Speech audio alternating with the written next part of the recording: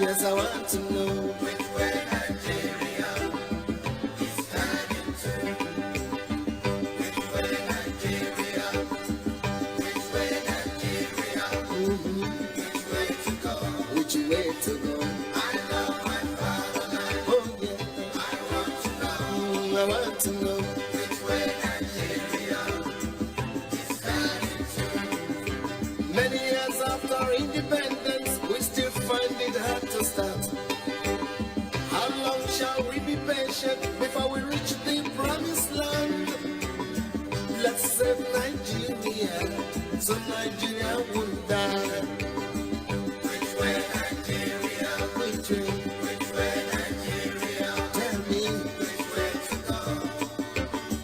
I love my fatherland. Oh yeah, I want to know. Yes, I want to know which way Nigeria is heading to. Every little thing that goes wrong, we start to blame the government. We know everything that goes wrong because we are part of the government. Let's save Nigeria, so Nigeria won't die. Which way Nigeria? Which way? Which way Nigeria? Tell me which way to go. Which way to go? I love my fatherland. Oh yeah, I want to know. I want to know which way Nigeria is heading to. Inefficiency and indiscipline is ruining the country now. Corruption here, there, and everywhere. Inflation is on.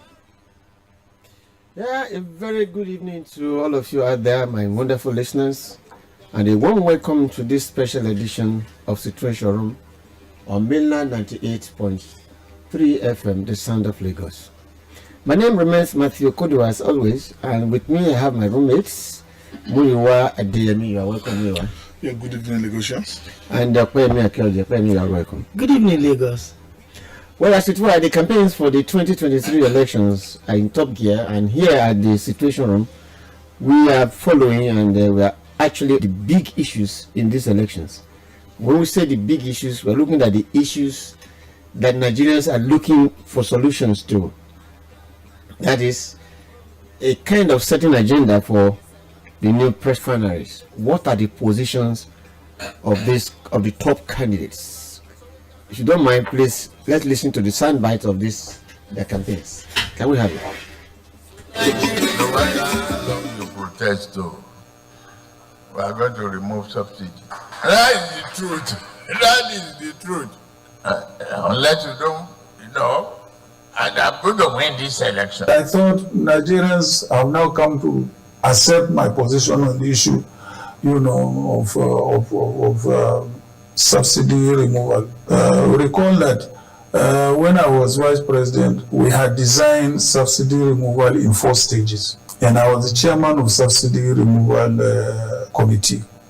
At that time, I worked very, very closely with former Governor Adams Oshimole, who was then president of the NLC.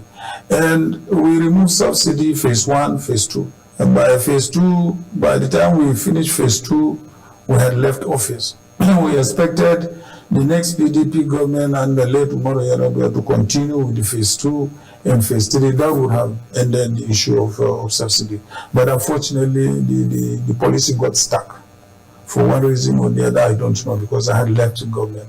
So I think it is inevitable that it has to happen, but it has also to be accompanied. And if you recall what we did in phase 1 and phase 2, the NLC made the demands on the issue of transportation, on the issue of allowances, increase in wages, which we all met. And then we removed phase 1 and phase 2.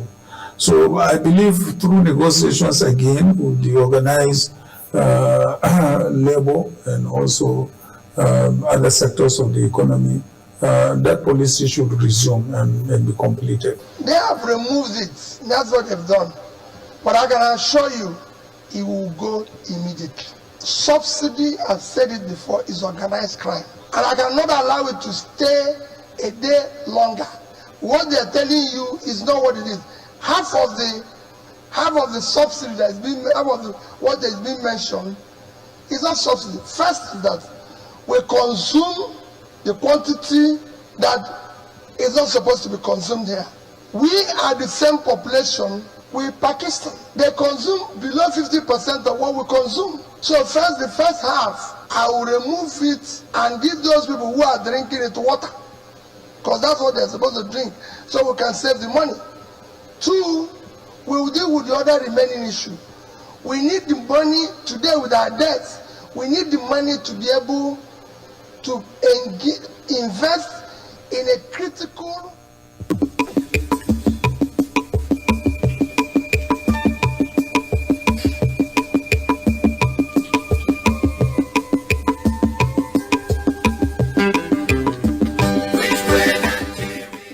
Okay, Muyiwa. Yeah. We've heard from, I think, 3 of the 4 major candidates for this election, and the decision is clear. Subsidy is going. Now the question is, none of these people have told us if there are other ways to avoid the hardship that we follow. As of today, the major roads in Lagos, some of the major roads in Lagos have heavy traffic because of fuel queues, and the areas where you don't have fuel queues, you find that some 250 per liter. So if by May 29th subsidy is removed, what is in there for the average Nigerian? Well, I think that's a reality we have to begin. Who listen or who plans ahead? It's quite unfortunate. Only, I think, let me start by saying, sometimes last week, I was in a library, I think I'm doing homework, and I saw a magazine, I think about 1 or 2 magazines of 1991, 92, weekly magazines, where IMF and they can no longer continue to subsidize fuel consumption of the country. And in that document that I read as at that time, they told them, they essentially said, was to at least improve on the infrastructure, electricity. I think that's part of what was I think I clearly read. If in 1990, Joe was there, as Atiku said, there were plans to do that we're talking about.